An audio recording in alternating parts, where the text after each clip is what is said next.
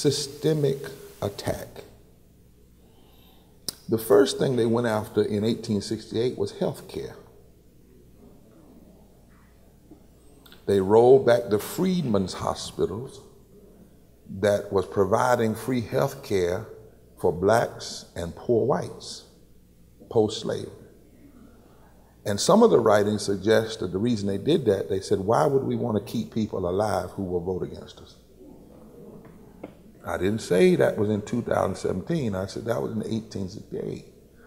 They closed all the freedmen hospitals except two. One was at Howard. They removed the Freedmen's Bureau that was supposed to do what General Sherman had promised, that every African American would give 40 acres and a mule. And those African Americans were beginning to work with black people. I know that because my heritage is black, white, and Tuscaroran Indians, and I come out of that tradition of blacks and mulatto people working together in the South. By 1877, they had retaken over state legislatures through violence, through Jim Crow, through gerrymandering, and through voter suppression. By 1877, the number one thing the extremists were running on was we have to cut taxes. And the reason they wanted to cut taxes was because they did not want the government to have the money to do the work it needed to do to deal with the aftermath of slavery. Even though slavery had been created by the government, they didn't want slavery, the effects of slavery to be dealt with by the government. By 1877 and the 1880s, we have an economist back here, America kept going through recessions up and down, all the way up into the late 1800s, 1900s. They also began to talk very viciously in their politics against anybody who was progressive. So, for instance, when the Klan was founded in 1872, it was first founded to attack white people who were working with black people. Language became very vile in politics. People were blamed based on race for the problems of the nation. And there were violent attacks against black and white people who were trying to move forward. Between 1868 and 1877, they had a plan to take over the courts.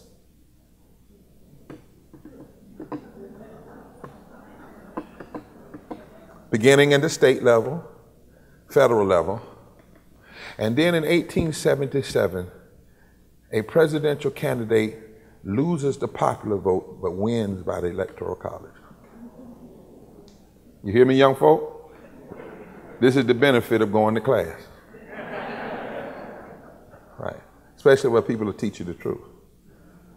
He gets elected, Rutherford B. Hayes, through a compromise, and the compromise was you give me the presidency, I'll cut the taxes, I'll give you the Supreme Court, and I'll give you the South. By 1883, the Civil Rights Act of 1875 is overturned. Because in 1875, discrimination and racism was illegal federally. It's a federal offense. That's why Dr. King in 1963 says, 50 years ago, and then he says, but 100 years later, the Negro is still not free. He knew this history. He knew this history. 1883, the Supreme Court that has been put in place through this deconstruction of Reconstruction overturns all the civil rights laws. 1896, the Supreme Court is stacked with 8 extremists. 8 that began being put on the court with this guy who got elected or selected by the Electoral College. And those 8 justices vote that separate but equal is constitutional. And there's only one dissent, Justice Harlan from Kentucky. He's white, he chooses to dissent. He's the only one because they had stacked the courts. And by 1898, riots were starting all over the country, rioting to kick black and white progressives out of office, killing the blacks, running the whites out. The first one is in November 10th, 1898, a coup d'etat where black and white people in Wilmington were run out of town and black people were killed. More people were killed in Wilmington, some say, per capita than were killed, percentage-wise, than were killed on 9/11. 3 to 5% of the entire city was murdered on November 10th, 1898. The mulatto son of a white governor, his son, who was the child of a black woman who ran the local black newspaper, was run out of town and his newspaper was burnt down, which from 1896 to 1921, black people were killed. A black man was hung on an average of 1 per day. And by 1901, the last African American that had been placed in the United States Congress by election was expelled, George White. And by 1902, the Congress was all white and all male, and white supremacy was back in its place. Woodrow Wilson gets elected in 1914, and he plays Birth of a Nation, the movie that honored the Ku Klux Klan in the Oval Office 100 years before Steve Bannon was ever there. Hear me now. Hear me now. He ends desegregation of the federal government. He kicks black folk out of his office that were trying to, because see, Rutherford B. Hayes was a Republican, Woodrow was a Democrat. So both sides are getting it wrong. And in 1919, the statue where people were killed around in Charlottesville was commissioned not to honor the Civil War, because 96% of the statues that were put up in the Confederate didn't honor the Civil War, because Robert E. Lee didn't even believe in it. He was a general, and it was treason back then. Those statues, 90% of them were put up between 1896 and 1920 to pay homage to the return of white supremacy. And if you owe that history, maybe you know why they marched around the statue a few years ago in Charlottesville. They were not marching around that statue about the Confederacy. They were marching because they believed, Richard Spencer, the white supremacist that led them, that now in the occupant of the White House, white supremacist and white nationalist policies have returned to the White House. You can't understand where we are without understanding that moment. But there's a second moment, a second Reconstruction. 1954, Thurgood Marshall with Jewish, white, and black lawyers, building on the dissent of Justice Harlan, the dissent that was used by Charles Hamilton Houston, who goes to a failing law school, Howard University, and revives it with the goal of creating social engineers. That's what he said lawyers ought to be. They fight for 50-some years to overturn Plessy, case after case, strategy after strategy. And in 1954, an all-white Supreme Court, once again, with one member who was an avid member of the KKK, is forced to vote 9-0, saying that separate but equal was unconstitutional. The first riots about that happened up here in New York. It didn't happen in the South. So don't you northern folk think that racism is just a southern thing. Emmett Till is killed August 28, 1955 in response to what is going on. The Montgomery bus boycott starts that same year. Rosa Parks is responding to the death. And talk about nonviolence. Rosa Parks said, I'm going to respond to the death of Emmett Till, not by burning my own community or killing other people, but by engaging in a nonviolent civil disobedience act in the Deep South. She stood up, she sat down, we stood up, and from 1954 forward, you have the modern day civil rights movement. Then Kennedy gets elected in 1960, And Kennedy gets elected, though, by putting a segregationist on his ticket, Lyndon Baines Johnson, and Lyndon Baines Johnson helps him carry the certain parts of the South. And Kennedy wins by less than 1 vote per precinct in the country. Kennedy wins against Nixon, right? And that's in the 1960s.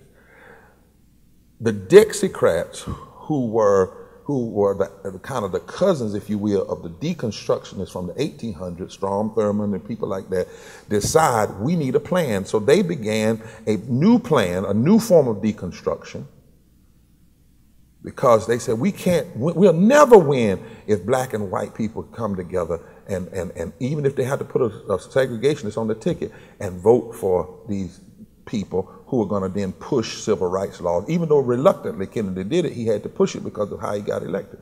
And so they began to put in place something called the white Southern strategy, which they knew would work in the South, but it would also work in the racial enclaves of the North. And what did the white Southern strategy attack first? Voting rights, public education. They started hollering again about cutting taxes, because they wanted to undermine the ability of the government to put in place the programs and fund them that would overcome the legacy of Jim Crow. They started a vicious campaign. Whites that stood with blacks were ostracized and labeled. The KKK and other groups began vicious attacks all over the country. They started going after the courts. They attacked people. And by 1968, Martin is dead, Mega's dead, Malcolm is dead, so many are dead. 1965, August 6, 1965, the Voting Rights Act is passed, and Lyndon Baines Johnson himself says, I fear we have just given away the South for 40 years. For 40 years, at least. Riots break out. Black and minority people, the rioting is used as an excuse to come after people violently. Vietnam is happening. George Wallace runs twice. He plays Trump before Trump played Trump.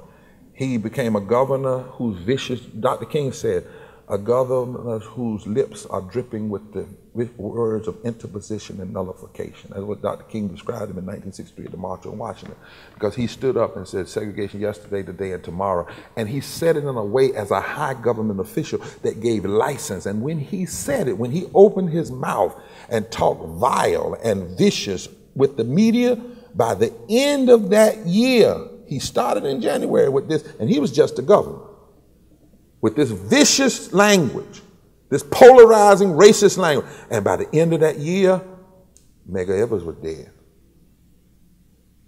4 girls in a church were dead, and a president was dead, and the next year civil rights workers would be dead. Black and white would be dead. And you can trace it back almost to his mouth. Hear what I'm saying? Now this is in 1963, 1964. And Kevin Phillips, and so George Wallace comes to New York in Madison Square Garden, and he gives a speech that if you Google it tonight, students and others, and read that speech, if you close your eyes, it sounds eerily familiar. Get him out of here with his hippie self. Somebody ought to knock him out. He said that. I got the blacks. There's a black over there that's with me. He said that in Madison Square Garden. And when George Wallace won, he won in the North and in the South. He almost won the president. And one writer said he became the greatest loser of all time because he showed how race and racial division can be used to split black and poor white people and Latinos who ought to be allies, particularly the poor and working poor. And it was a powerful tool, except you had to do it a little bit smoother and a little bit more Gentile than Wallace. And so Kevin Phillips went to Richard Nixon and said, I know how we can win. If we can exploit racial fear and economic fear, and we can come up with a campaign that doesn't sound racist, but it causes racial divisions to flourish. And Kevin Phillips, in fact, later on somebody would actually say what it was, and it was used by Nixon, Reagan, Bush, all of them. It was, first of all, we say we're against forced busing, we're against government intervention, we're for states' rights, we're against entitlements. We racialize all of the social programs that help poor whites come up out of the Depression. We racialize them and make people think those programs are the problem, are the cause of their problem. And then we get real technical. We don't say the N-word. We don't do that anymore. We say we're fighting for tax cuts. But when you look at the program, all of the policies hurt black people and brown people and poor whites the most, but the language, the narrative is so deceptive that it pits white people against black people, and it divides people enough that we can control the 13 southern states. And if we can control that and build on it, we will eventually be able to control the presidency and the Supreme Court. What you see now is a 50-year plan coming to fruition. 1968 was the beginning of it. And Richard Nixon won using that. And it's been a playbook ever since. And the goal of the courts has been there ever since. Because they knew that if they could control 13 southern states from Maryland to Texas, do you realize this is what they did? If we control 13 southern states from Maryland to Kentucky, we control 171 plus electoral votes in a race to 270. If we can control those southern states, we can control 31% of the members of the House of Representatives, which means we only need 20% from the other 37 states. We can control 26 members of the United States Senate, which means we only need 25 from the other 37 states for a majority. And if we play that in the South and in the racial enclaves of the Rust Belt, the Midwest, the Wheat Belt, and the North, we can pick off enough. And we won't sound racist per se. Because at the core of every one of the plans of deconstruction, if you go back and read the history, there was a theme: elect us and we'll make America great again. That was language that was used in the 1800s. This language was used in the 1968. And so what we see now, Nell Painter, the great historian at Princeton University, said, if you don't understand, number one, this that we're seeing now was planned. This that we're seeing now is the iconography of a too often repeated episode in the American project. We move forward a little bit and then we move backwards. What scared the extremists was not President Obama. It was the electorate that elected President Obama that broke through in Florida and North Carolina and Virginia and had the potential to disrupt the solid South. And the fear behind much of this is the coming demographics in America of 2042, when it's 33, 33, 33, there's no clear majority. And so what you have is an extremist ideology that is trying to delay a future that cannot be denied.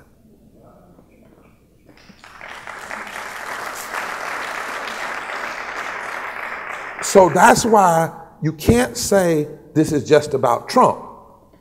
Trump is he is the symptom of a greater moral malady, right? He's like, you know, when you sneeze, that ain't the cold, that's the symptom. The stuff that comes out when you sneeze, that is not the cold. You wipe that, you don't treat that. If you want the cold to go away, you got to go deeper. Y'all get my drift? Huh? And it's not just him. He wouldn't be there if they had not done deep work in state houses and taken over state houses and controlling election boards and controlling the Congress, because he couldn't do a thing but run his mouth. It's the Congress didn't enable him. That's why anybody that makes the mistake and say, if we just remove Trump, things will be better, you do not understand how we got here. But if you knew why we came here, you would know why we cannot give up on this democracy, and we've got to organize and vote like never before. Now, I would mention to you that there have only been 2 times in history. I can't stay on that history, so it could take me a whole semester. But there have only been 2 times in history when we've had a president selected that wasn't elected by the majority vote, and both times they turned out bad. 1877 was supposed to be Hayes, 2000 was Bush. Hayes leads us into one thing, Bush leads us into wars we should not have gone into. We have now 4 members of the Supreme Court that will be nominated, will be 5, I think, if Kavanaugh goes through, by presidents that didn't receive the popular vote. But now, what else happened? Well, before Trump, part of what was going on in this Southern strategy that began in 1868 and kept coming, I believe in the election of President Obama and the electorate of President Obama, it represented the birth pains of a third Reconstruction.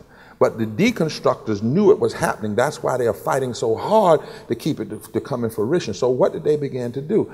Before Trump ever ran, in 2010, 26 states passed voter suppression laws. 26 states where it represents 54% of all African American voters. Now, in those states, what is interesting about that, my brothers and sisters, that every state that passed voter suppression laws, they are also the poorest states. They are also the states with the least amount, with the lowest wages and the lowest unions and the greatest amount of people that need health care and the greatest amount of child poverty and the greatest attacks on immigrants and the LGBT community and women. So there is this direct line that we don't often talk about because we think voting rights is just a black issue, but the reality is in those 26 states, the candidates that use voter suppression are mostly extremist Tea Party whites. I don't call them Republicans and Democrats because they're not acting like really either. They get elected by racialized voter suppression, by what they call bleaching the black vote or stacking the black vote. The bleaching means taking it out of certain communities so that black and white people can't form coalitions to elect candidates of their choice. Stacking the black vote means putting 80–90% black vote in one area, thereby disempowering the power of the black vote to connect with black and white people and Latino people to elect candidates of their choice. And but they get elected through racialized voter suppression. But here's the thing. Once they get elected, most of the bills they pass hurt white people. Because there are more poor white people per capita than there are poor black people. There are more poor white people that don't have health insurance. There are more of a percentage of the black people and percentage of Latinos and percentage of Native Americans. But in raw numbers, isn't that ironic? The very folk that get elected through racialized voter suppression, the very people that get elected running that they're against gay people, the very people that get elected that say they're for prayer in the school, end up passing policies that hurt mostly the very people that look like them. So in 2010, 26 states. This Trump wasn't, he was just out there lying about birtherism, which was all a plot, right? They allowed him to get away with it. But in 2010, he wasn't running. But 26 states passed voter suppression, right? In 2010, we have the census. In those census, by 2012, the census is done, gerrymandering is done all over the South, and the gerrymandering is done in such a racial way that a state like mine in North Carolina that had 7 Democrats, 6 representatives in the House went to 10 Republicans and 3 Democrats. Not because less people voted for progressive, but because of racialized gerrymandering. And then by the time we get to 2016 election, we had 1,806, well, before we get 2016 election, 2013, June 25th, the Supreme Court, in a 5-4 vote, guts the Voting Rights Act and removes all these states that for years had never been able to stop discriminating, removes them from pre-clearance. Now they can pass laws. Those laws can be implemented, even if they're racial, even if they're unconstitutional, and they don't get taken off the books until the courts rule, which may be 2 or 3 years. So you end up having elections all over the South that unconstitutionally elect people because the laws they got elected with are unconstitutional, but they didn't get proven unconstitutional until later because pre-clearance was removed. If you had pre-clearance, the laws couldn't have gone in place because the Justice Department would have reviewed them and declared them unconstitutional. Without pre-clearance, they allowed us to have all these illegal elections. So we've got unconstitutionally constituted legislatures all over the country, right? And then, and in 2000, this happens in 2013, before Trump's not running, but the setup is happening. It's not Russia. This is right here. This is right here, right? And then by the time you get to 2016, you have 865 fewer voting precincts in black and brown community than you had in 2012, 2014. 865, right? Fewer. And then in the midst of this, in 2016, you had 97 million people that didn't even vote who were eligible. Yet 750,000 fewer African Americans vote than voted for when President Obama was running. The person that occupies the White House, president, loses by 3 million votes. He lost by 3 million votes. He gets selected by a racialized electoral college that is out of date because of 80,000 votes. 30,000 in Wisconsin. He wins by 30,000 votes in Wisconsin. 250,000 votes in Wisconsin were suppressed. He wins by 100,000 votes in Michigan. 10,000 votes in Michigan, and 100,000 African Americans alone in Detroit that could have voted didn't vote. Millions of people, votes are suppressed. That's how we got where we are. It is built on a legacy of deconstruction. That every time there is the potential for black and white and Latino and other people to come together. Dr. King talked about it in his speech at the end of the Selma to Montgomery March. He talked about it. He said he called them the bourbon class, the wealthy. He said the bourbon class, every time black and white people have the potential to come together and exert political power, particularly in the South, they feed poor whites Jim Crow, a psychological bird that fills up his psyche when his efforts can't fill up his stomach. I paraphrase. And so Trump pulled an old playbook, the Wallace playbook. His cohorts in the Congress pulled it. Voter suppression is in place. We had a perfect storm. 97 million people stay home, take him as a joke. Voter suppressing in key states. He loses by 3 million votes. Now, that's the first thing I want you all to understand. You need to stop saying he won. You need to say he lost by 3 million votes, but he was selected by the Electoral College. To keep yourself out of depression. The majority of Americans did not vote for this foolishness. You know what I'm saying? You need to say that over and over again. You need to also say, we've seen this before. And part of I want to talk at the end about because we've seen it before, we know how to overcome it. And what we're seeing now, it isn't worse. Stop saying this is the worst thing we've ever seen. It's not worse than what happened in 1877 and 1898. It's not worse than the deaths that happened during the Civil Rights Movement. It is not worse than slavery. It is not worse than the Holocaust. It is not worse than women not having the right to vote. It is not worse than the riots that took place when people were simply fighting for unions and a minimum wage. It is not worse. It is just our time, and it's time for us to take it on, because if our parents could do more with less, we can surely do more with more if we understand how we got here.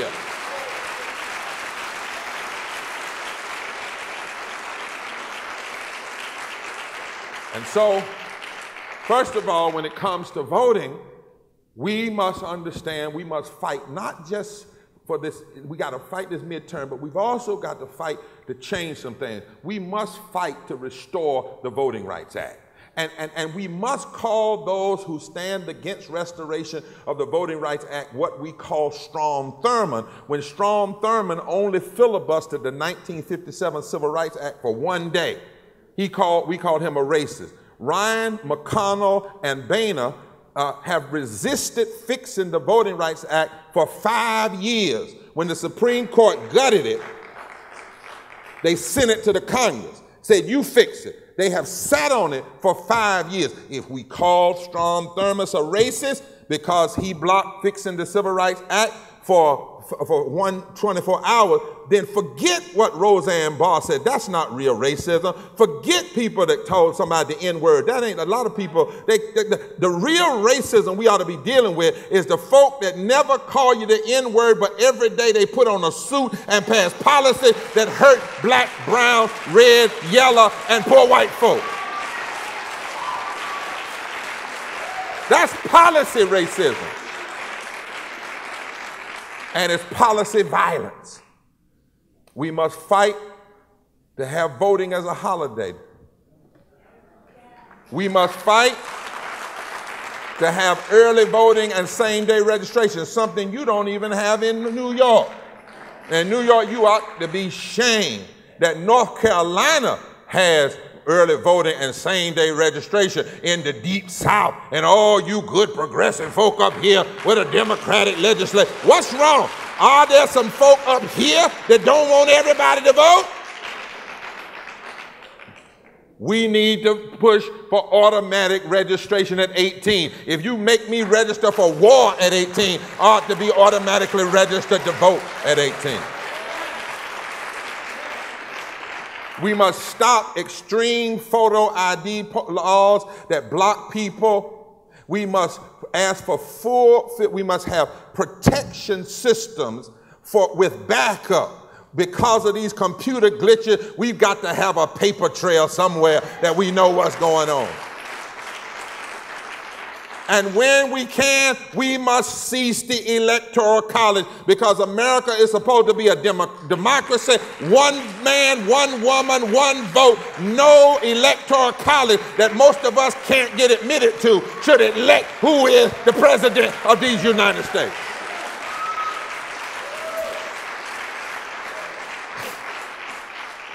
And then there's something else we must do. Having a villain is not enough to save the heart and soul of a country. Not a party, but save a heart. We need a vision. And I believe the greatest way to build that vision, we're trying to do it now, is with the Poor People's Campaign, a national call for moral revival. Because we believe there are 5 interlocking injustices that we must address. And if we don't, the question is not, can a party survive? The question is, can America survive? That issue is systemic racism, as it is seen through the lens of voter suppression, mass incarceration, the attacks on immigrants, and the attacks on First Nation Native people who came here before all of us. The second issue is systemic poverty. There are 140 million poor people in this country today, 50 years after the provision of poor people. We've got 140 million. In 2016, 51% of our children under the age 18 were poor. That's 38 million children. 40% of adults, that's 81 million adults. 42% of our elders, that's 20 million elders. 45% of women and girls, that's 73.5 million people. 33% of white people live in poverty, that's 67 million. 60% of black people, that's 25 million. 25 million. But there are 32 million, almost more, white people who live in poverty and low wealth. Now, when I say poverty and low wealth, I'm not just talking about homeless. I'm talking about people who would be poor if they didn't have some assistance, and I'm talking about the folk that make less than a living wage, as denoted by the Institute for Policy Studies. We have 65% of Latinos living in poverty, that's 37 million people, and 41% of Asian people, that's 7.6. And you cannot, 7.6 million, you cannot have 140 million people in a wealthiest nation of the country living in poverty, 43.5% of your country. 1 to 2% of the population controlling the vast majority of wealth. 400 families making an average of $97,000 an hour while we lock people up who simply want $15 an hour. 3 people owning more than 260 million people. You can't have that kind of greed and at the top of a pyramid and think the bottom is not going to implode. We also, and we have to address racism, systemic racism, and poverty together. You can't separate. Somebody say, is it race or is it class? Say it is. And we have to address ecological devastation. We cannot live in a culture that is constantly warming up the climate, because last time I checked, the only place we can stay is Earth. I don't think they got any apartments on Mars yet. We cannot, 4 million families can buy unleaded water and can't buy unleaded gas and can't buy unleaded water. It's not just Flint, right?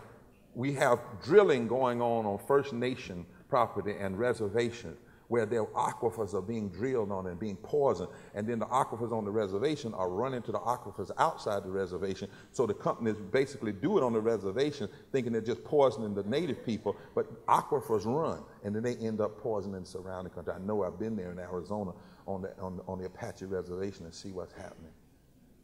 But also we got to address the war economy. Nearly 60 cents of every discretionary dollar is going to war, while less than 17 cents is going to public education and health care. Every country that we have attacked since World War II has been a predominantly black or brown country. We got a new draft in this country, it's called the Poverty Drought. People go in because they're poor.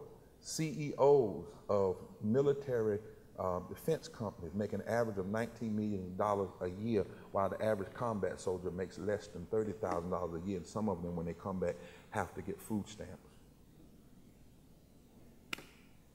The war economy. More people dying from suicide in the war economy than for combat. And then we have to address this immoral Christian nationalism and religious nationalism that tries to suggest that God, all God cares about is, do you hate gay people? Do you hate abortion? Do you want prayer in the school? Do you believe in tax cuts? And do you believe in guns? And do you agree? And do you agree with extreme Zionism that would put people like Palestinians in a type of modern day apartheid? Now, I know that ain't the God of Scripture. Because the God of Scripture says, when I was hungry, did you feed me? When I was naked, did you clothe me? When I was a stranger, did you bring me in? Inasmuch as you've done it unto the least of these, you've done it unto me. The God I serve says that when politicians, Ezekiel 22, uses their power to hurt the poor and the least of these, that those politicians are acting like rabies-infested wolves who devour the poor. That's what the Scripture says. Jesus said we must preach good news to the poor. The poor in Luke 4 is patokos. It means those who've been made poor because of economic exploitation of Caesar-like narcissistic, egotistical leaders. And so we must change the moral debate. It is dangerous for this democracy. People have a right to believe what they want to believe, but they don't have a right to do it without a challenge. And it is dangerous to have people going into our Congress and with our president who pray for his success, pray for him to be successful. I don't care if he's Democrat or Republican. They P-R-A-Y, pray for him, while his policies are P-R-E-Y-I-N-G on the most hurtful people. And it can't just be a moral critique of Republicans. We have to have a moral critique of Democrats too, because too often Democrats don't do what they ought to do, and Republicans do too much of what they shouldn't do.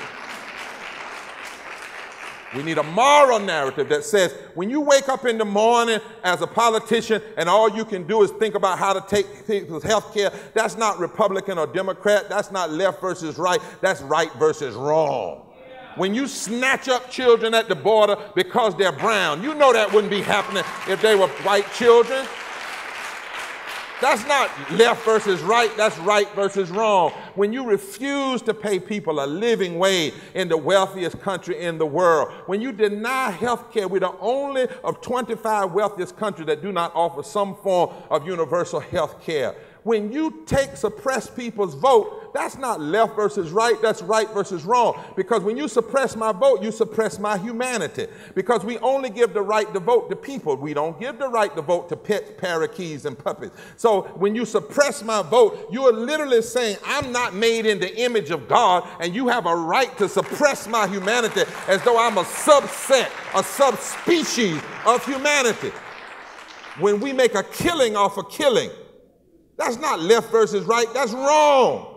When we have a war on the poor and not a war on poverty, that's wrong. When we poison the land and the water and make it sick for succeeding generation, and we see the earth groaning to say, stop it, stop it. Don't you see these hurricanes? Stop it. Don't you see the tsunamis? Stop it. Don't you see the climate warming up? And we keep on doing it for greed. That's not left versus right or Democrat versus Republican. That's about right versus wrong. And we need a moral movement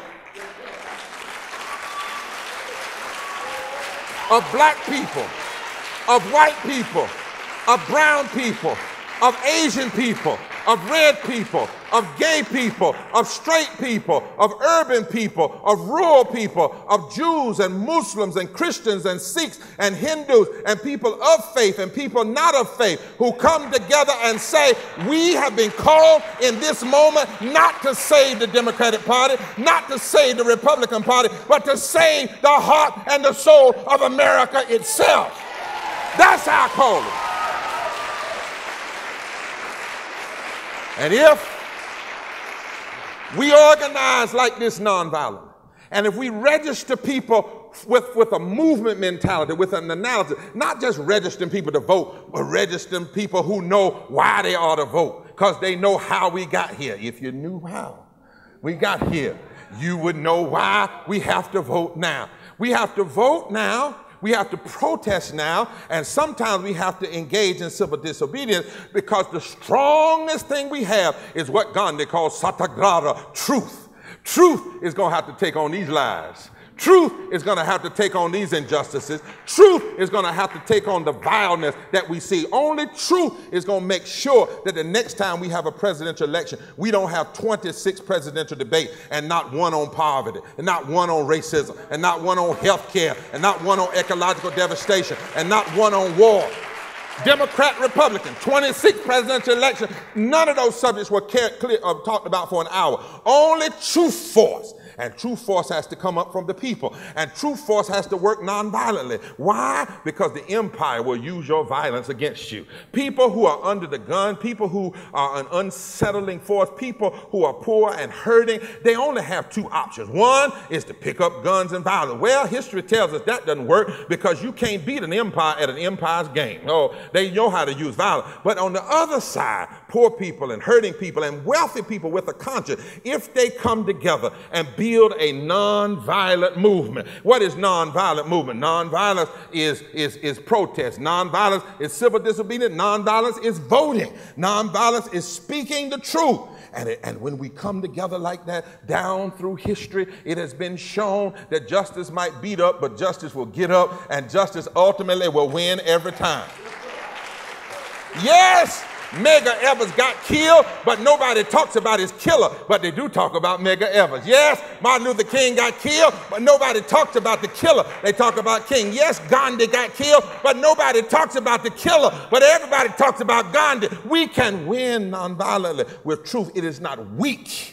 It is not just a tactic. It must become a way of life. You say, what do you mean, Reverend? Well, here it is in our close. Coretta Scott King said it like this. Coretta Scott King was asked not long after her husband died, Miss King, what do you think about violence? Since your husband was shot with a .30-06 deer rifle, it blew off his bottom of his jaw, severed his spine, and killed him almost instantly. What do you think about violence? And so Mother Coretta said, well, you know, that's a form of violence. But she said, ghetto housing is violence. She said, denying people public education is violence. She said, denying folk health care is violence. Denying people living wages and labor unions is violent. She said denying people their culture is violence. She said denying people a good environment is violence. And then Mother Coretta said, and not only that, she said an apathetic attitude that doesn't fight against those forms of violence is also a form of violence. So I'm ready to be nonviolent. Give me some mic, man. I'm ready to be nonviolent. I want a vision. I want a nonviolent vision. A vision that says everybody ought to have voting rights. I get you. We start talking about this and tell folks, you don't just need to vote against Trump. You need to vote for a better tomorrow. What is a better tomorrow? Voting right. That's a better tomorrow. Immigrant justice right. All that's on the ballot. Let's vote. Living wages. Let's vote. Health care. Let's vote. Clean water, clean land. Let's vote. Stopping war for profit. Let's vote. Equal protection under the law, regardless of your race, your color, your creed, or your sexuality. Equality is non-negotiable. That's why I'm voting. I'm voting a moral agenda because I believe in a non-violent world. I believe that love is greater than hate, and truth is greater than lies, and non-violence is greater than violence. And I'm going to vote what I believe. I'm going to march what I believe. I'm going to protest like I believe. I'm going to stand like I believe. But the one thing I'm not going to do is I'm not ever going to bow to violence. Now, I will bow one day. Can I preach for 2 seconds? I will bow one day. When I'm going to bow one of these days, when the crooked places become straight, and the rough places become smooth, and the valleys are exalted, and the hills are brought down, and the glory of the Lord shall be revealed. But until then, stand. Until then, stand. Until then, stand.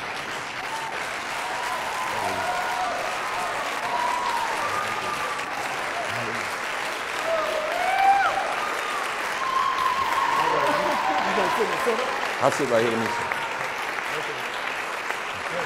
Wow, that is amazing.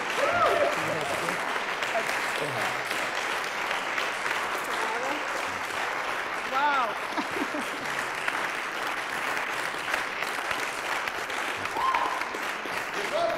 That's amazing. Oh my. Again, what a celebration of our Day of Nonviolence. Thank you so much for all of that inspiration and insight in history. For those of you who haven't seen this fantastic film called Slavery by Another Name, a lot of that history is covered, and you cannot graduate from college if you haven't seen the film. So, but again, we're just so grateful. We want to wish everyone, of course, a happy Day of Nonviolence, a happy Mahatma Gandhi's birthday, and our own local Gandhi, Mike DiNocenzo. We want to wish him happy birthday. He's in the hospital recovering. So you've said so many of the things that Professor Lightfoot and I were going to ask. So we're going to try to, for the sake of giving all of you a chance to participate, we'll just ask each a quick question and then turn it over to all of you, keeping in mind once again that to keep our questions short. We're just so honored and thrilled that you're here. One of my questions was, as you were looking at and listing these, the 5 challenges in a moral movement, I noticed there wasn't sexism. And so I'm wondering if, given all of the issues we're confronting today, I know it's embedded in so many of those issues, the feminization of poverty is an important part of understanding poverty, but I'm wondering if that's to be included, how that intersects with so many of these other forms of oppression and discrimination. Yeah, and thank you. And Dr. Roof is back. I want him to give me a number. Something, there's a number, if you text moral to it, people can find out about the campaign. Please, yeah. When we looked at these issues, these 5 interlocking injustices, these 5 evils, we did decide, number 1, that the movement had to be a rebuttal to sexism. So the co-chair is a woman by design, an Armenian woman, people who had to sue to get a certain racial status, a sister that is a mother and also a heavy feminist. Much of the leadership are women, because we wanted the movement itself to be a rebuttal to this chauvinistic piece. Secondly, with everything we do, we disaggregate the numbers by race, by sex. That's why you heard and I never discuss poverty without talking about women and children and even LGBTQ. We deal with it in racism. We deal with it ecologically. Who gets hurt the most? We deal with it one of the reasons we come against the so-called religious nationalism, we named, you know, this anti-abortion, which is really an anti-women piece, you know. We name it. And so we've been intentional, I think, about doing that. One of the things I'm so proud of is that when we had 40 days of action, more than 5,000 people were arrested, the largest amount of civil disobedience in the history of this country at state capitals simultaneously. The leadership of women and young women was so influential, the leading voices, to watch poor women from West Virginia hook up from poor women from Alabama together, not as a sideshow and not just to serve tea, but to literally be the leadership in Alabama, of all places. The key leader is Carolyn Foster, a powerful Episcopal woman, you know, who's just so, and even of my organizers, the 3 organizers we have nationally, 4 of the 5 are women who are not just doing it because they do the work, but I mean really in the mix. The leader who gives us most of our focus is Rosalind Pellis, who helped us design, in fact, you know, the 5 areas. They designed it, and she's a serious feminist and womanist that has fought in this country for years.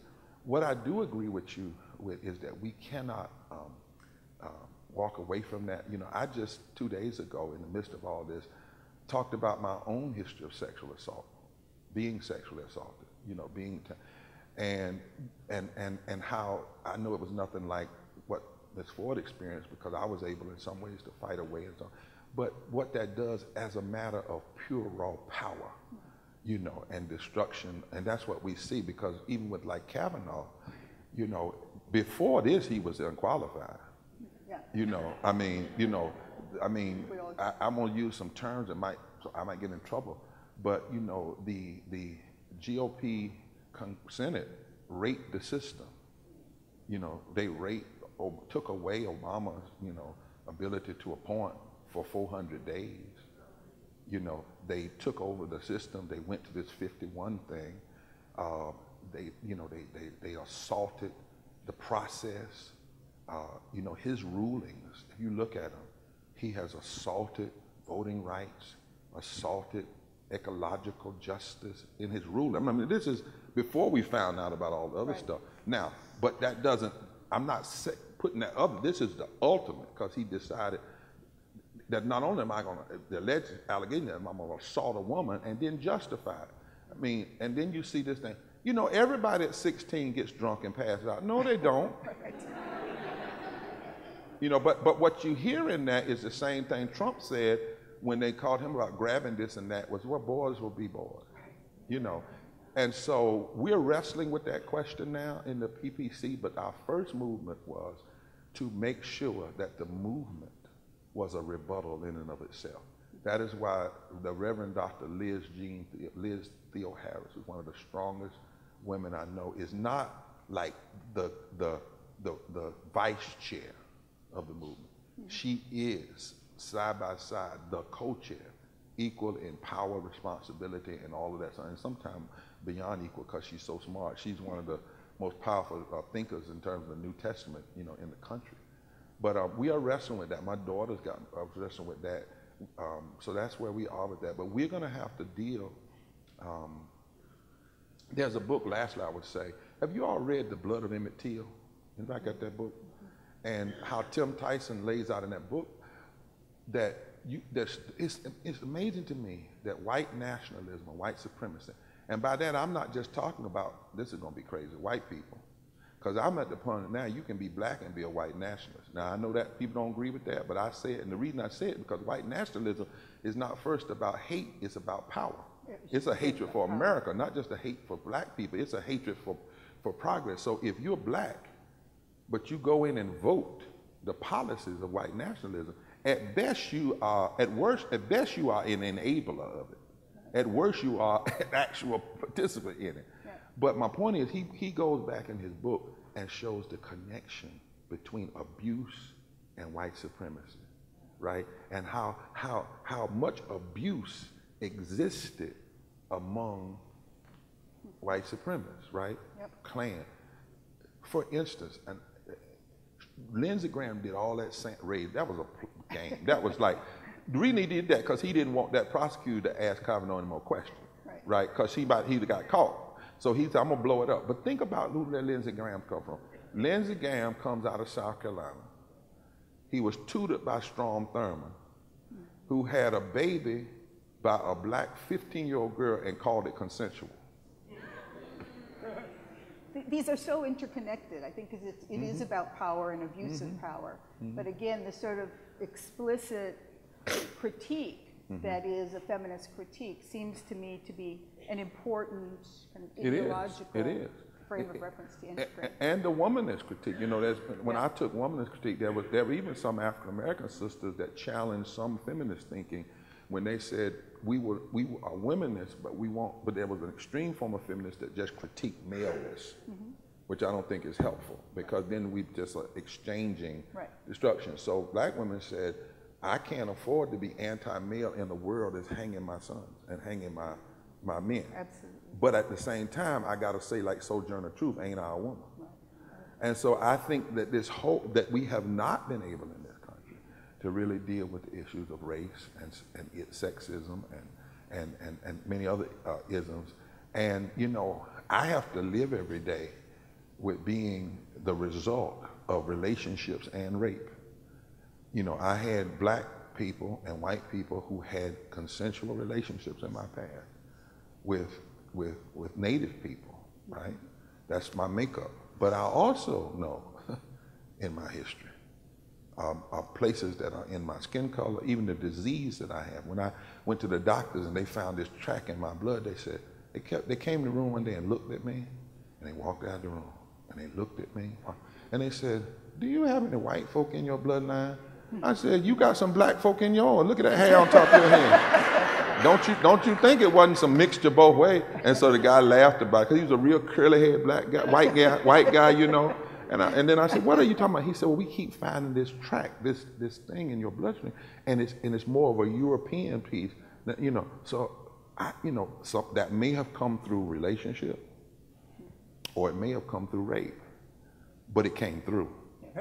And I got to live with all of it and help interpret the word. That's why years ago, my father would not allow them to just put Negro on my birth certificate. Not because he was scared of being black, because he knew that when I walked in the South, it didn't matter what other 1/16 were in me, I was black. But he wanted me to know the complexity of history. So he made them put Negro with Indian and other descent. They wouldn't put white, but Negro with Indian and other descent. So I'm with you exactly that we're working through that even now in the campaign. Great, Jonathan. Okay, so I'd too like to thank you for those powerful remarks. Thank you, my friend. They're great, but you reminded me before I even asked my question that one of my favorite sayings is, everybody who's your color is not your kind. And everybody who's your kind is not your color. So you just don't go by color and judging the book by its cover. But here at Hofstra, I teach a course called The Revolution Will Not Be Televised. It's a contemporary look at the modern American civil rights movement under Martin Luther King. And one of the things that I emphasize in the course is this notion that ground zero of the civil rights movement was the black church. And even going back to slavery, much of the leadership of the struggle, the abolitionist struggle and Jim Crow and so forth, has come from the black clergy. And so I've been thinking about how the nation, America, is growing more secular as opposed to sacred, for lack of a better word. And much of the black America still is not growing at the same rate. So it's negligible as far as black people becoming less religious, if you will, or less Christian. But there are some prominent voices out here that are coming out of the closet with atheism, with agnosticism, or with just non-religion or non-church affiliation. So I'm wondering what your comments are on this whole idea of how the movement will be framed if traditionally it's been led by the black clergy, and now we're getting leadership where it's not so much rooted in the black church or the black clergy, just a week, 2 ago, Ta-Nehisi Coates was here. And he claims atheism. And something he said was disturbing to me when he said that he did not really need hope to fight this struggle that we're in as black people. So that concerned me, and so I was glad when I heard that you were coming, and I'd like for you to comment on that. Well, you know, even before you get to black church, biblically, there has always been this struggle for faith. Even among the great prophets, there were often moments of great despair. In the great Psalms, how can I sing the Lord's song in a strange land? Elijah running away from faith and finding faith as he ran away from it. Jesus having moments of great despair. Disciples having moments of great despair. So theologically, I'm in a place that faith is always in search of meaning, and faith is not the absence of doubt. It is what Paul Tillich in some ways talked about, the courage to be when non-existence is staring you in the face. Whatever you believe in that moment is your faith. Whatever you believe in with the threat of non-existence. I'm in the kind of faith where, like Jesus, one time a man told Jesus, look, I believe, but help thou my unbelief. You know, I'm a child of the church, a PK kid who left the church because I didn't leave God, didn't leave the concept of God, but I left church because, as I read in a book one time, I got tired. You know, there's a book I read called The Church After the Church, Jesus before the church messed him up. And you know, but prior to the 3rd century with Constantine, the church was seen as a prophetic body challenging Rome and challenging Caesar. Jesus' first sermon was a direct challenge into Gnosticism and egotism and militarism. That's why he got killed. He got crucified as a threat to the state. You know, that's the only people they crucified and hung up like that. The thieves even on the cross were not people that stole an apple. They were people that had taken up arms or taken up protest against Caesar, which is why one of the thieves said, we deserve this, but this man has been nothing but nonviolence. Now we, on the other hand, we haven't. So we've always had this struggle. Secondly, we can't romanticize even the church, you know, and I'm glad you raised that, because even in slavery, Harriet Tubman said, I could have got more folk out if they'd have known they were slaves, or they would have followed. There were, you know, Django Unchained ain't that far off. You've always had some people. Every revolution from Nat Turner on was sold out by the inside, not by the outside. There's always been what the scriptures call a remnant. Dr. King was put out of his own denomination, put out of the church. You know, they put, you know, Joseph Jackson stripped him, right? The convention did. You know, you end up forming the progressives. You know, most of the people in the SCLC were seen as kind of renegades. You know, we never had, so when you say, when we look at it, we've always had these remnants. When I was talking to, before he died, God rest his soul, Cone said, well, he was writing about black theology that wasn't even being preached in some black churches. You know, it was a foreign. So here's what I think in terms of the modern movement. What we found in Moral Monday and what we found in the Poor People's Campaign, that if you frame your issues around the moral issues and moral linchpins, there are two ways that folk can enter. One is by delving deep into our deepest religious values, which are love, justice, lifting up the poor, the stranger, the least of these, which is common in all faiths. The other is for somebody to say, I don't believe in religious faith, but I believe in constitutional morality. Domestic tranquility, establishment of justice, common good, promoting the general welfare. And what we say to people is invite all. So what we have in the Poor People's Campaign, you got two clergy leading it, but sometimes you'll have atheists saying amen. We'll have people, because what we've decided is, do you believe in what the Unitarians call this moral arc of the universe, however you get there? Yeah, and that's something, because he really spoke directly to that. He said he didn't really believe in the arc of the universe being long and bending towards justice. He thought it was chaos. I mean, he buys into our whole idea of being chaos, and that our situation is bad, and you know, it's a crapshoot. Is basically and we've all. And what I'm saying is that he has a right to do that. What we're saying is that there always has to be a remnant. Somebody has to do the moral work, because you cannot find a progressive transformation of this country that somewhere underneath it was not a deep moral critique. Yeah, I believe that. So now it didn't always, the social gospelers weren't everybody, but they were critical in the late 1800s, early 1900s to the transformation. They got to Teddy Roosevelt, they got to Franklin Delano Roosevelt, they put Frances Perkins as the first woman labor secretary who was a social gospeler. The abolitionists was black people, but it was also Quakers and white evangelicals who don't talk like these folks today. You know, so my point is, I say to folk, you know, wherever you enter, you got to enter, but somebody. That's why when we go around and we got 41 coordinating committees. Every committee has to be chaired by an advocate, an impacted person, and a clergy person. Now, the advocate doesn't have to be a person of faith, but we hold the three together. And we say to them, somebody has to raise a moral narrative, because you cannot find any progressive, any revolutionary, any liberation transformation in this country that at some point somebody didn't say this violates something deeper than just politics. Yeah. And the way last thing, I know I'm running over, but the last thing, it's kind of like the Holy Spirit. One of my professors, Professor Bill Turner, wrote a book on black evangelicalism, work against white evangelicalism. And he said, you can call it anything you want to call it, saved, born again, washed in the blood, and experience dumped into whatever. He said, but if it doesn't necessitate a quarrel with the world, it's terribly suspect as a true spiritual reality. There you go. And so what I'm saying to my brother, I don't, you know, he has a right to say chaos.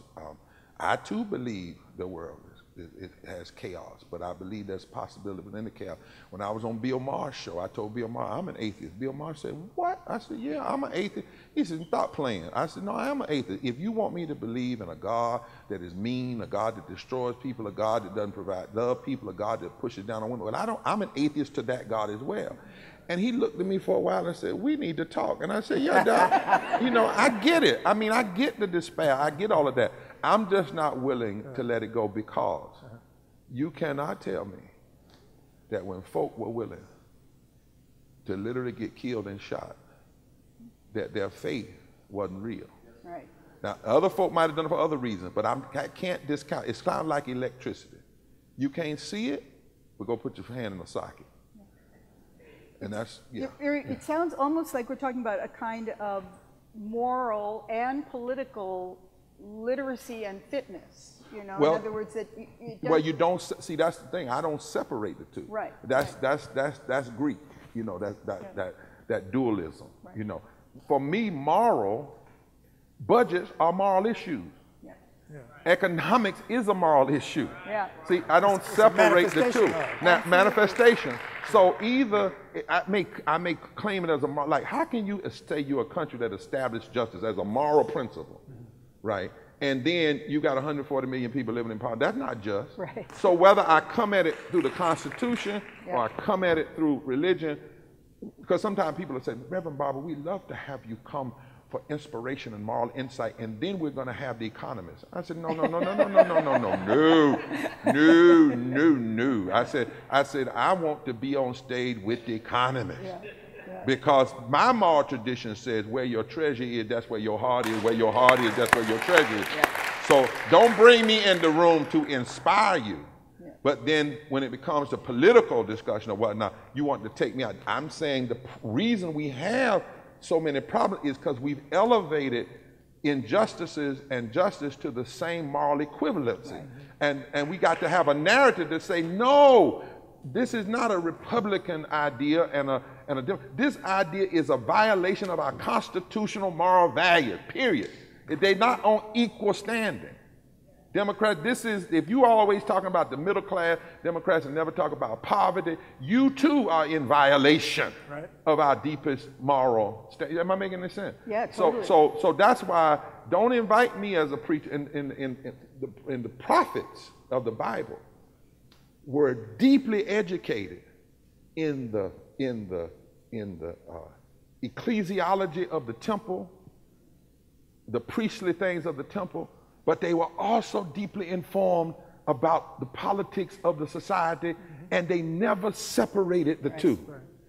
And it wasn't about church versus state, as somebody others said. What's it called? Church, we got a conflict between church and state. Okay. Now, what we really have a conflict is between church and the state of the people. And too many places, even some black churches today, when, you know, I go places and you listen all year long and they never have a sermon about poverty. Only sermon they have is about payment and praise and prosperity. And pastor's anniversary. And I tell pastors this, I said, let me tell you something. If you are asking your people to tithe and you're not fighting for them to have a living wage, if you are getting up, if you are praying for sick folk and anointing them with oil, but you're not fighting against the system that keep health care from them, and then when they die, you got the nerve to stand over them and say God took them home when actually they were killed by government policy murder. Right. You are engaged in theological malpractice. Woo. Straight up. All right. Great. Better open it up. Amen. I think we better open it up to your questions. I know many of you want a chance to here she speak comes. correctly. May I stand for these old, these old bones? Walk around, do anything you want. Oh, text moral, M-O-R-A-L, to 90975. Great. Moral, M-O-R-A-L, to 90975. Great. So we'll start over here. All right. Hello? Okay. Hi. So my name is Sarah, and I'm an anthropology and global studies major. Uh-oh. And I'm a supporter of the Jefferson Has Gotta Go campaign here at Hofstra. We have been met with retaliation for making demands that the university relocate the statue of Thomas Jefferson. And I was wondering, what advice do you have for when institutions preach inclusion and safety, yet effectively are silencing our voices when asking for real change? Well, I would say don't shut up. That's the first thing. We should not be silenced. Not only is it a right, the Constitution is a right of our humanity. My grandmama used to say, if God didn't want you to speak, he wouldn't have given you the mouth. He just wants you to speak and think. Now, on the statues, this is what I would say to young, it is important historically to tell the truth about America. You know, that's why I think it's so crazy in some ways to get caught up in these presidential personal flaws and act like somehow or another we had presidents with all these with no flaws before. The issue is you're probably not going to find you know, a president of this country that did not have some deep personal flaws, because you're not going to find a human being that doesn't have them. So what I say to students, like in UNC, they just tore down, you know, Silent Sam. I said, okay, I get that. It shouldn't be up. But are you going to go in the ballot box? That's what I need to know. Because what I say to them is about the statutes. And if you miss it, and so the statues are important. I was a part when they want the students work to get Woodrow Wilson's statue down at Princeton. I was there lecturing. The students took over the president's office. I went to sit with the students. I didn't lecture. I said, I'm going over here with the students and sit in the office too. But while we were in there, we started having a conversation. What beyond the statue? If you're saying the statue represents something, then what policies? Because this is all I want folk to understand. As I said about Charlottesville, they chose that statue because of the statutes. And a lot of media didn't report it like that. Those folk were not marching around that statue in Charlottesville because they were honoring the past. They were basically saying, white supremacy has returned. Richard Spencer said he knew Trump. Richard Spencer, who went to Duke, working on a PhD, the white supremacist, he said this: I knew Trump was my man when I heard how he attacked the Mexicans. Because blocking immigration reform to white nationalists today is the first proxy war they believe they have to win. Right? The first proxy war. So all I'm saying is keep speaking, keep standing, tell the truth, the good, bad, and the ugly. You know, a broke clock is right twice a day, so you might find somebody who's a straight up racist but did one or two things good. I don't know. But I'm saying put energy, but right now in this moment, talk about, and this is a loving comment, I would say put energy in that. But we need, what students from Hofstra, what's how you say it? Hofstra. What I would love is y'all would go to the president and protest till they gave y'all the week of the election off so you could come down south and help us take over some of these state legislatures. What do you think, Bob? You know, and take over dealing with the statutes of racism and whatnot. Yeah. Yes, Anna, please. Hi, my name is Anna. I'm from where? From Boston. From where originally? Oh, my mom is Kenyan and my dad is American. Thank you. I'm an English and political science double major. My question, I found that a lot of the truths that led me to action were rooted in pain and they were violent. And so in allying myself with my peers who don't look like me, it seems like I'm attacking them when I tell them these truths and relate them to them. Mm-hmm. My question to you is how can I relate these truths to them and ask them to be an ally without seeming like I'm attacking them? I can tell you a model that we have tried to employ, use in the Poor People's Campaign.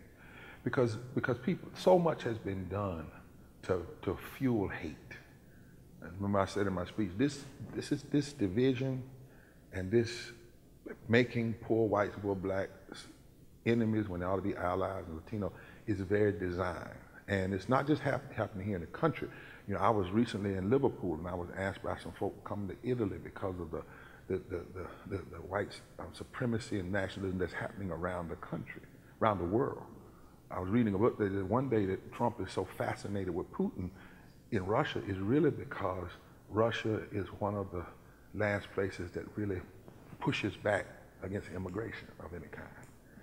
And the rest of the world in so many places. No, that's the battle now in the UK, immigration diversity. Yeah. So what we do, I'll tell you a story.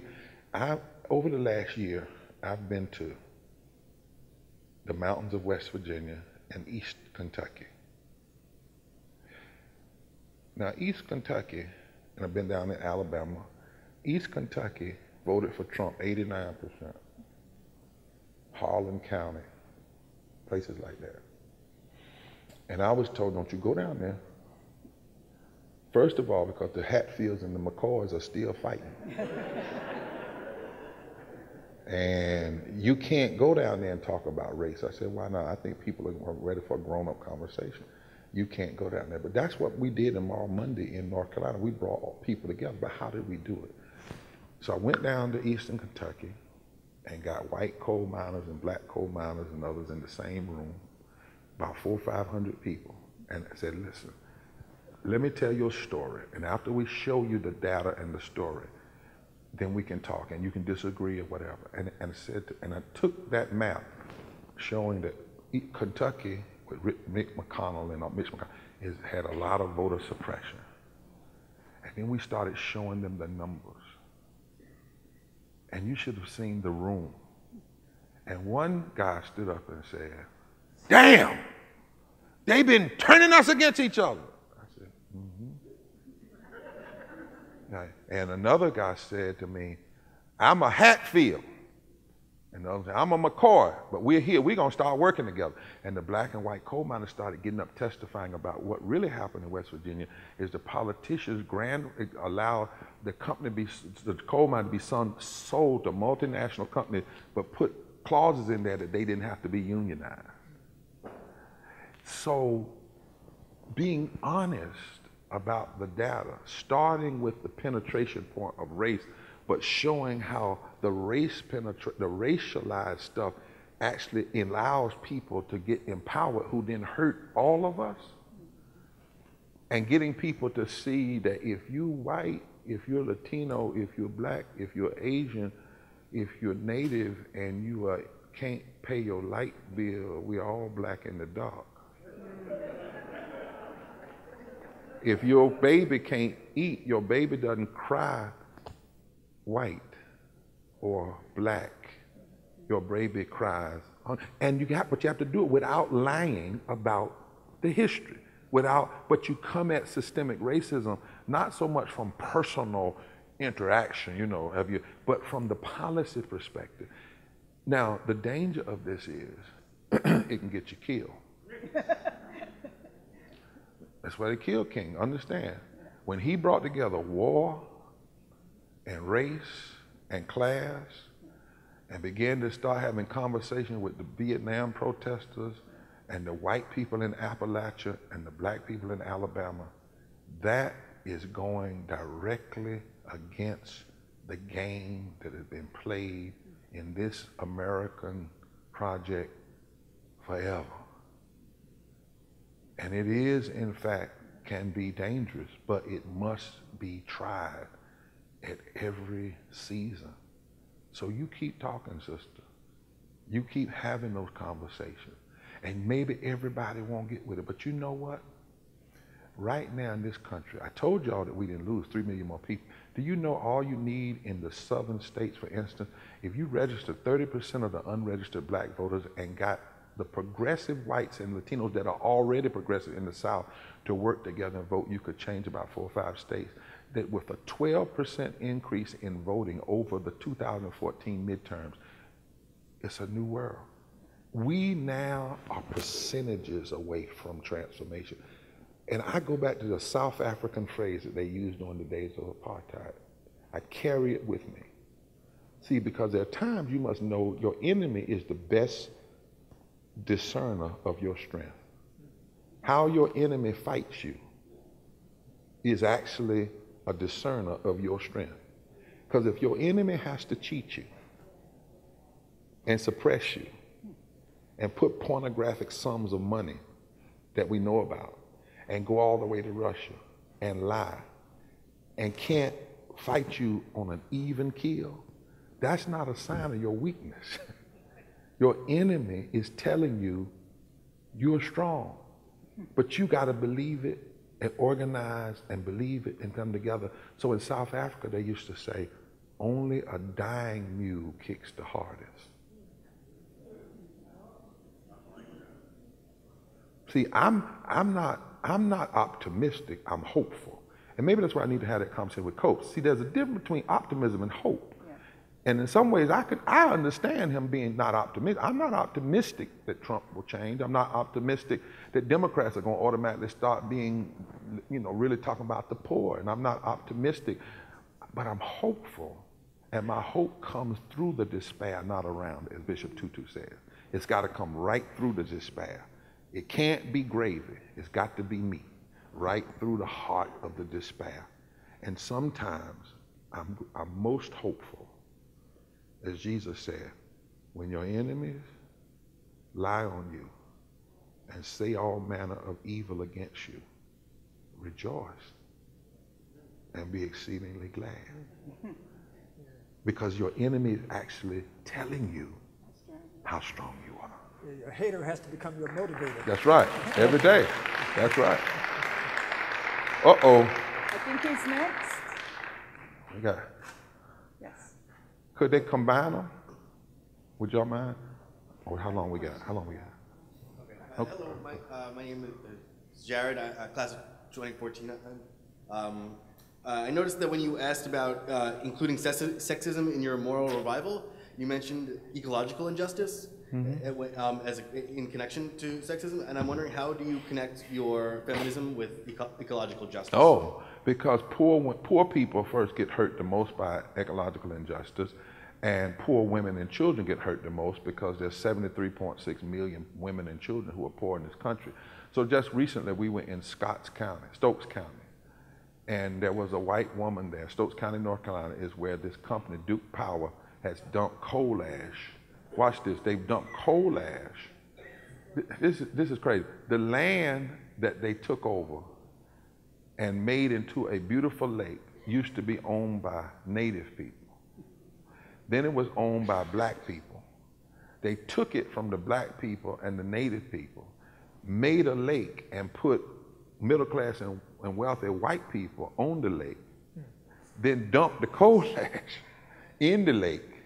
So now the primary people that are being hurt, one of the primary people being hurt was who testified was a white woman struggling with cancer and all these diseases that come from coal ash. So what we know is that those hurt the most by ecological devastation are poor communities. And what we know is that the majority of the people among the poor are white women and children. That's what we know. And so, and what we also know is the majority of the polluters are led by greedy men. Power-hungry, greedy men that, you know, there's something wrong with you. I don't know what it is, but there's something wrong with you. When you will poison something your grandchild might have to drink. I mean, you think about that.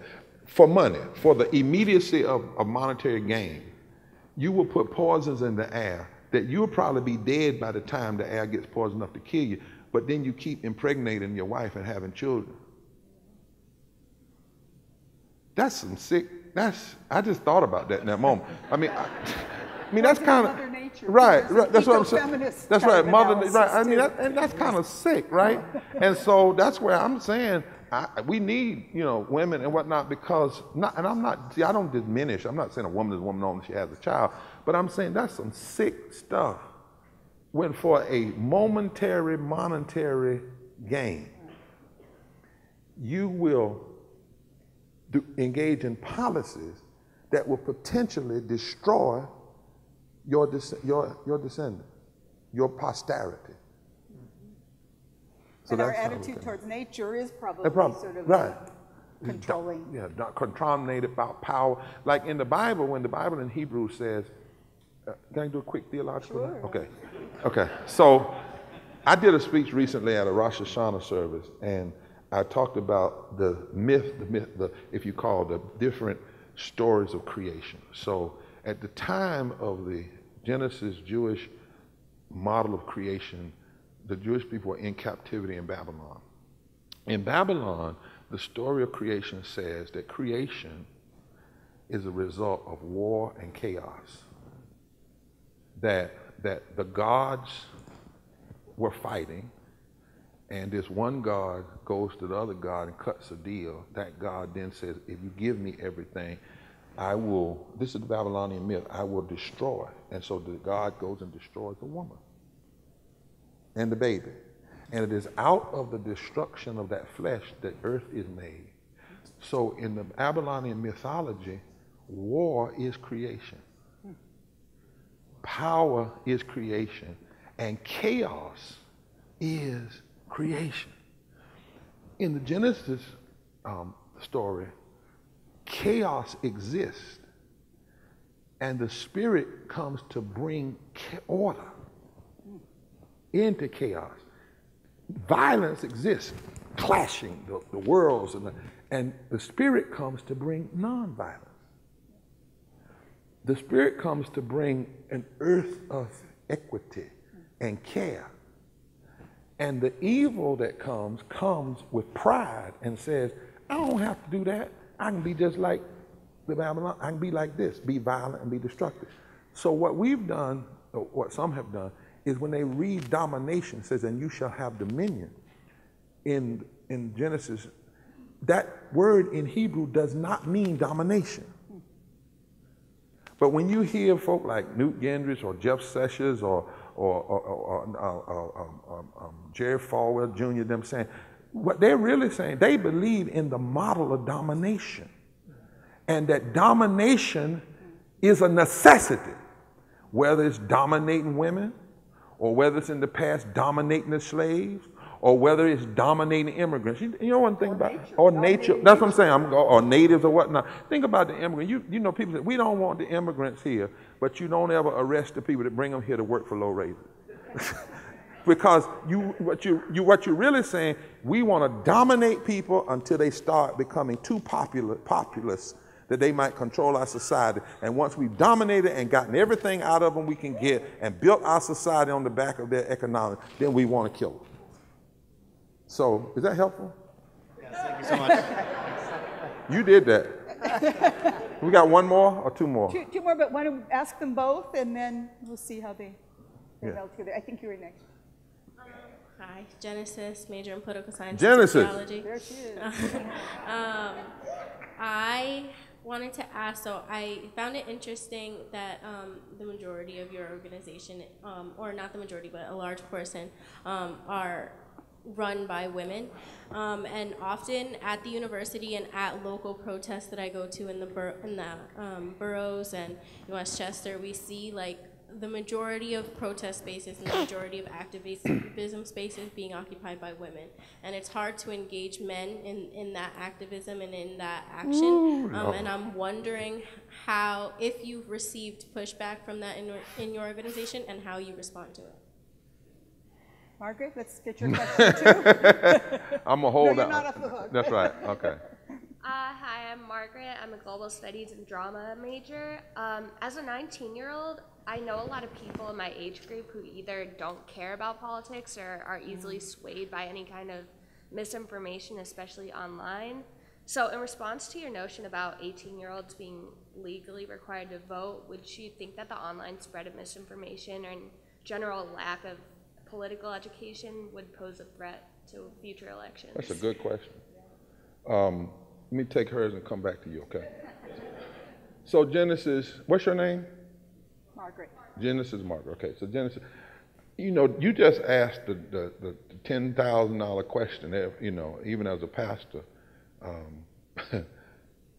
You know, engagement and how do we get all people, male, female, but I hear what you're saying. You see a lot of sisters on the front line. And thank God for that. But, you know, I'm thinking right now, Doc, about in Birmingham, King had to get the children out and the sisters because even some of the men and the pastors didn't want to, you know. And that's been a problem. That's been a struggle.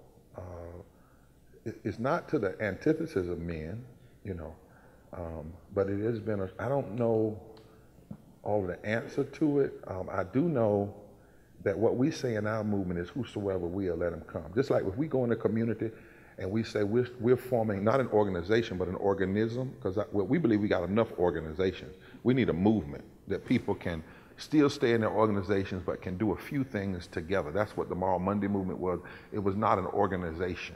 It was an organism, right?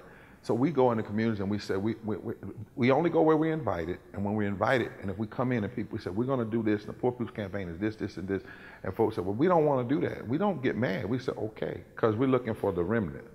And I just don't have the energy to fuss and fight. Like somebody told me one time, said, well, now, Reverend Barber, you know, if you all would do this movement and just didn't let gay people have presence, we'd be with you. And I said, well, can't do that, you know, because, you know, can't do that. Now, because if we do that, then you're gonna have to cut out Bayard Rustin and Langston Hughes and Moms Mabley and a whole lot of other folk, you know, and I can't do that.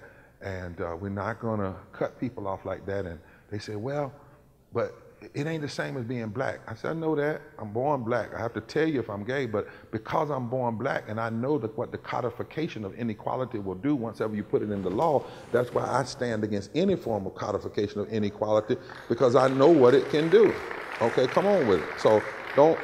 And then I said, you know, and then, I can't do it because my denomination is affirming and bringing all people in. And when I was consecrated bishop, I didn't go to a straight person to be consecrated, because I started saying, you know, that's a little paternalistic, that I always have to be the one that welcomes gay people, like they need my affirmation. So I flipped it over and I went to a same gender loving bishop who consecrated me to receive affirmation from a same gender loving, because I believe that there's no less Holy Ghost and Spirit and whatnot in her. And she actually is a same gender loving woman. But here's the thing. I don't know what we do. All I know is that we have to keep building movement, and you have to go with those who go. You have to keep on lifting up the issues. We have to stand on those principles. There would not be an NAACP if it wasn't for Ella Baker. Now, we don't often hear her name, right? You know, there wouldn't be. It was my sister Fannie Lou, who took on the Democratic Convention and made a president have to do a fake news conference. You know, it was Mother Jones that said, you fight, you pray for the dead and fight like hell for the living. You know, it was Frederick Douglass who joined with Lucretia Mott, a Quaker fighting for women's suffrage, and who joined with Sojourner Truth. You know, it was Dorothy Day who embraced young folk and whatnot in the civil rights movement. So I'm at a point now, I'm kind of like my brother when he said a minute ago, he said, you know, somebody can be your color, not your kind. Thurgood Marshall one time said a black snake can bite you just like a white snake. But Jesus said something that, Paul says something now that informs me. So I'm very serious about this. He said, you don't look at people whether they're Jew or Gentile, male or female, bond or free. I'm almost at a place where I'm not asexist, I'm not this. I want to be in the crowd, whatever that crowd looks like. If it's a white crowd, if it's a black crowd, if it's an all-women crowd, if it's a gay crowd, if they are serious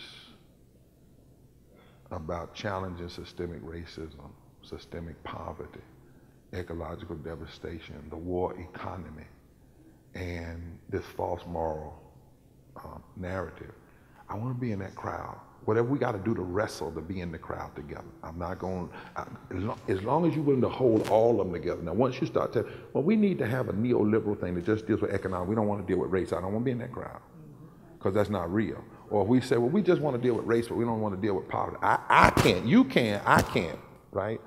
And I learned that lesson real quickly, Genesis, when we were in Raleigh, North Carolina, and the school board was engaging in massive resegregation of schools. They didn't call it that, but that's what they were doing. They were setting, the Koch brothers decided to test it in Raleigh so they could spread it around the country. 5-4, we had a 5-4 majority. They were vicious in what they were doing.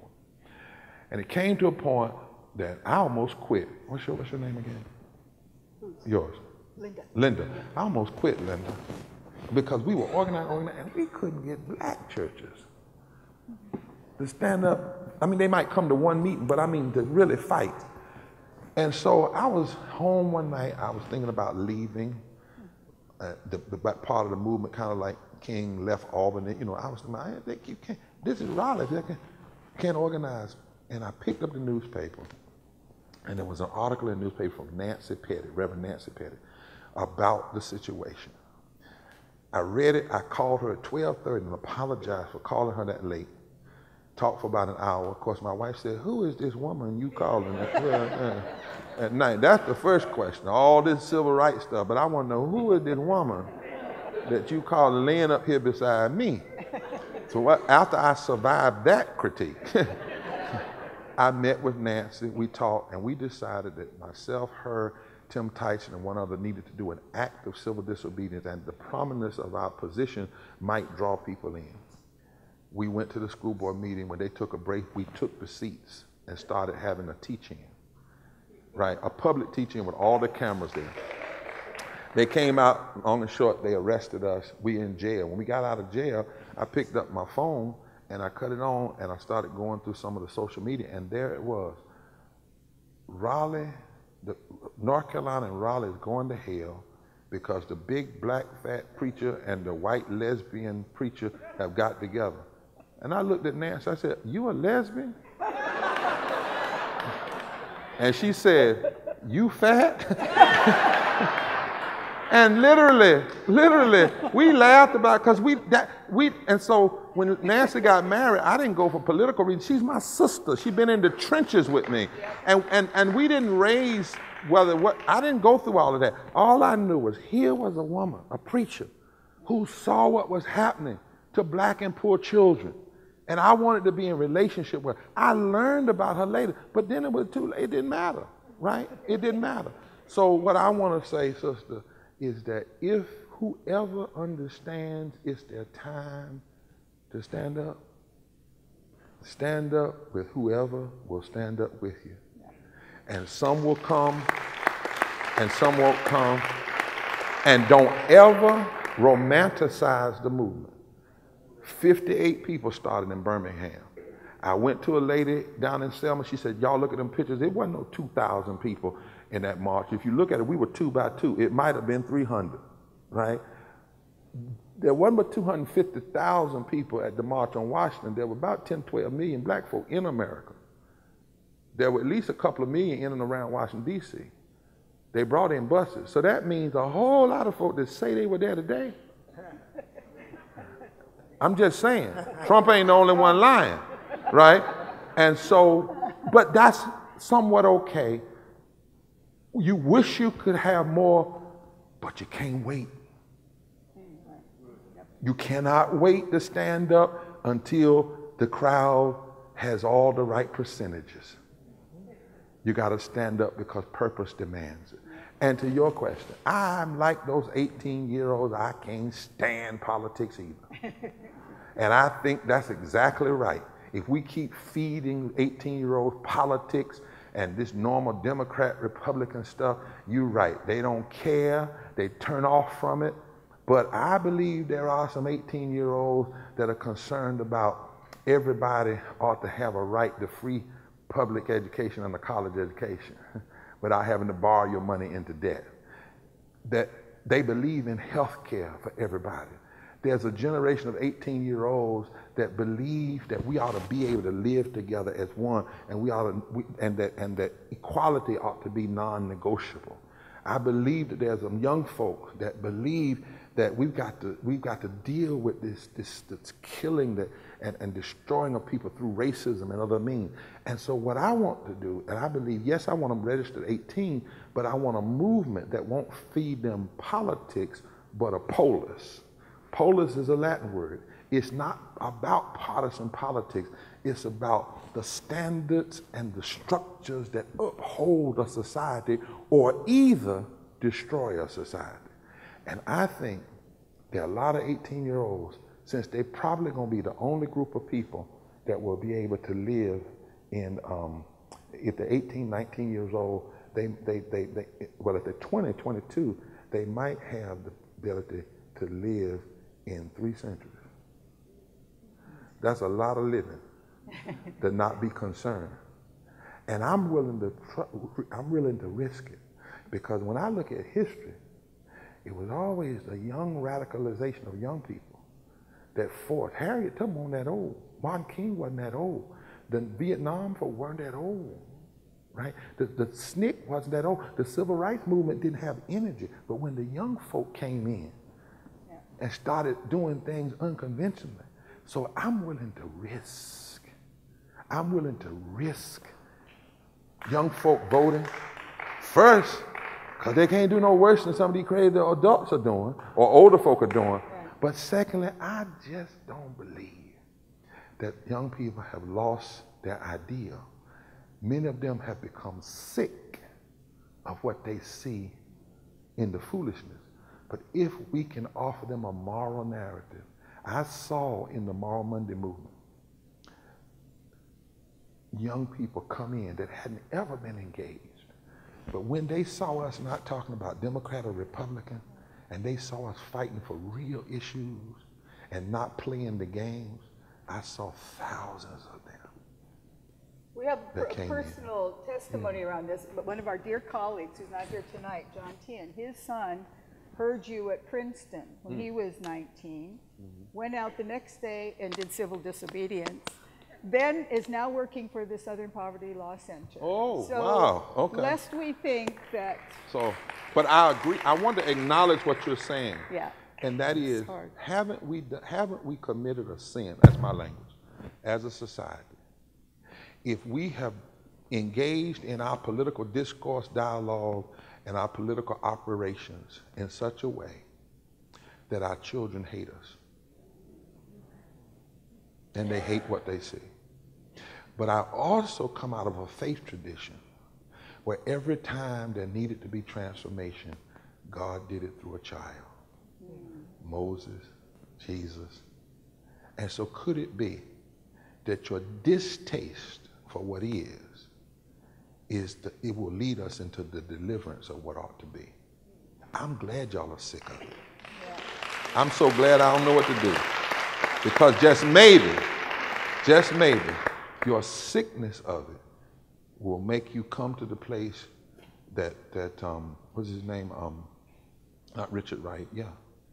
That you will come to the place where you would say, look, we made this world. We can make it again. That your sickness of it will make you come to the place, Sojourner Truth said, when they said a woman shot, no, Sojourner Truth said, wait a minute, ain't I a woman? She said, then if y'all want to say one woman messed it up, well, don't you know all us women getting together, we can fix it up. Turn it right side up again. That's right. I'm paraphrasing. So I want you to be sick of this foolishness. It doesn't have to be this way, right? We don't have to be this way. But don't get into despair. Don't think it's impossible. Know the facts. Don't talk your own self out of a movement by saying things like Trump won, and I don't know, he didn't. They cheated, which means we're powerful. We're going to have to realize it, organize it, utilize it, and never give up. That's my faith tradition. Now, who are these folk here? Who are these folk? Aren't there some kin?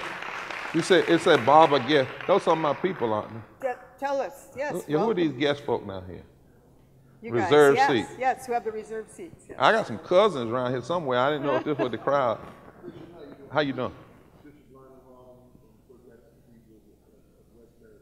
Bishop, that's your.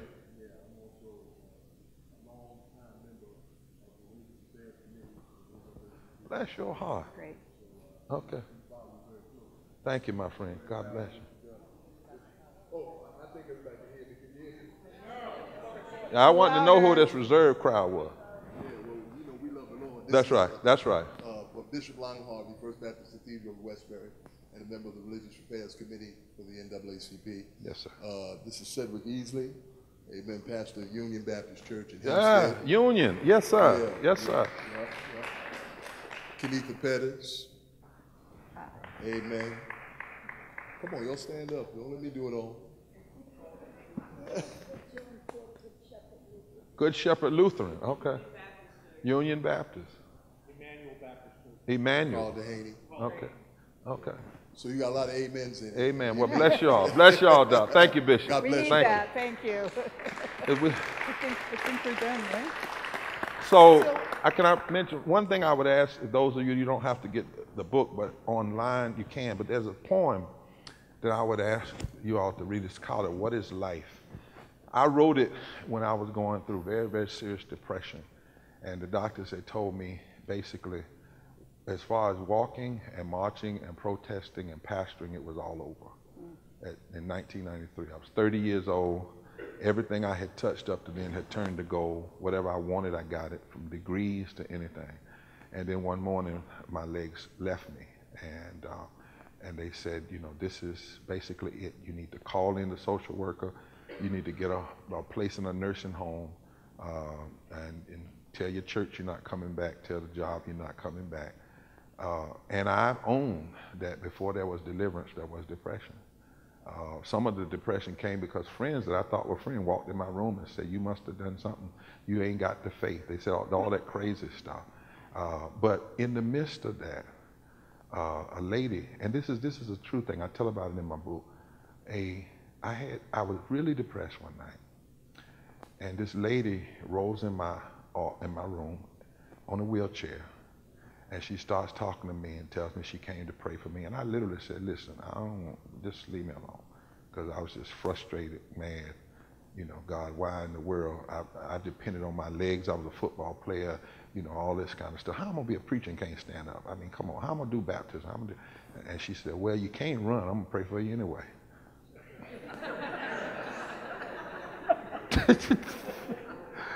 And I'm sitting there hurting, Demerol, everything. I mean, she said, you can't run. And then she snatched the sheet off her leg. She said, you see me? She said, I'm amputated. I got 2 amputees. She said, they're going to give me some leg, but I ain't going to be here much longer. I'm going to get my brand new set in heaven.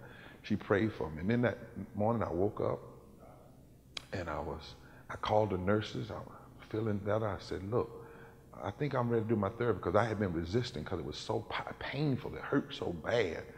And I said, but I need to see this lady that came in my room. And they said, well, what's her name? And I said, I think her name was Watson.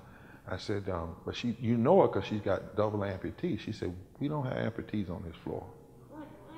And I said, ma'am, let me tell you something.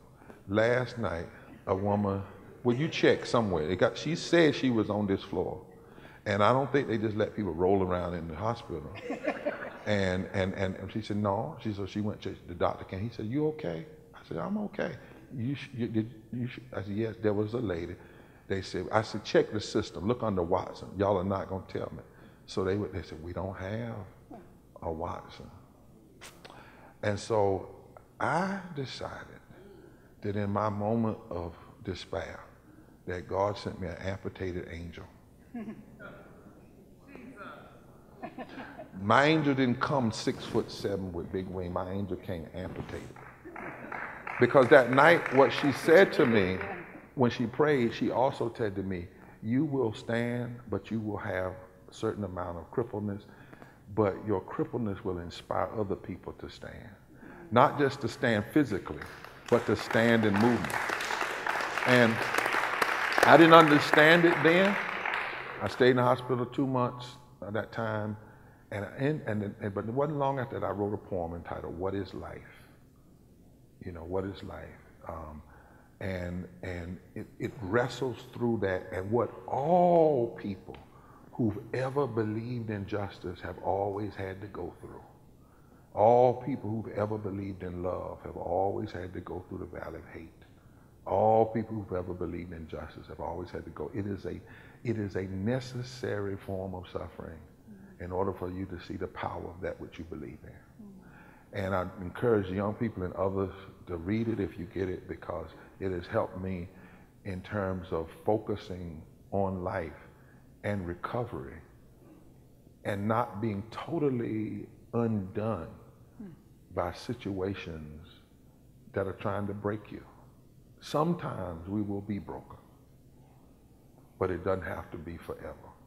It doesn't have to be forever. And some way, somehow, whether it's an amputated angel, a moral movement, a professor, a song, or some way, I believe what you call it, God, or there's this unseenness, this godness, this power, I call it Jesus and God, that if you really have a heart to do love, justice, and mercy, it will find you. It will lift you. And it will use you, not around your weaknesses, but literally through them. And as Paul said, when you're weak, you'll find yourself strong because of that strength. Thank y'all for allowing me to come and be a part. Thank you. Oh, man. Thank you for finding us.